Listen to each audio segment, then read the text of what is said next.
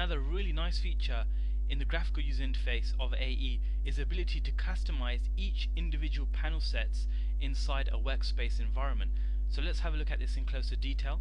In my previous video, you've seen me go through the workspace like so. One thing that I didn't mention is the ability to actually select. I'm just going to go back into standard, and the ability to basically control everything from one move. So let me highlight. So if I basically hover over here, and you'll see my mouse cursors changing into a crosshair. If I click and drag that, you can see everything just basically resizes according to itself. So that's really useful, very useful for those with larger screens. So that's quite handy. Another cool feature in the graphical user interface is I'm just going to go through and select animation tab, and you'll notice a couple of those panel sets have now changed based around animation. And what I'm now going to do is I'm just going to make some drastic changes to this. So I'm just going to select this and make that bigger, so my composition window is huge. And I'm going to switch now to the standard view, and I'm going to go back to my animation view, and you'll notice After Effects saves those changes that you've made within that workspace. So that's actually brilliant. It's really useful because you may have a preference of working inside a specific workspace and you would like it to remain that way.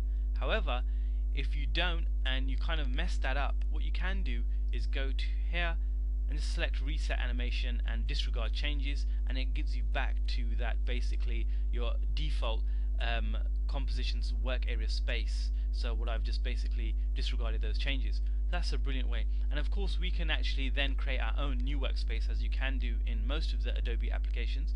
So we'll have a look at how we do this. So I'm just going to select new workspace, and I'll just call it Sav's workspace, and I'll select OK, and there you have it. And I'm just going to go back. I'm just going to make a few changes just so that we know about this workspace.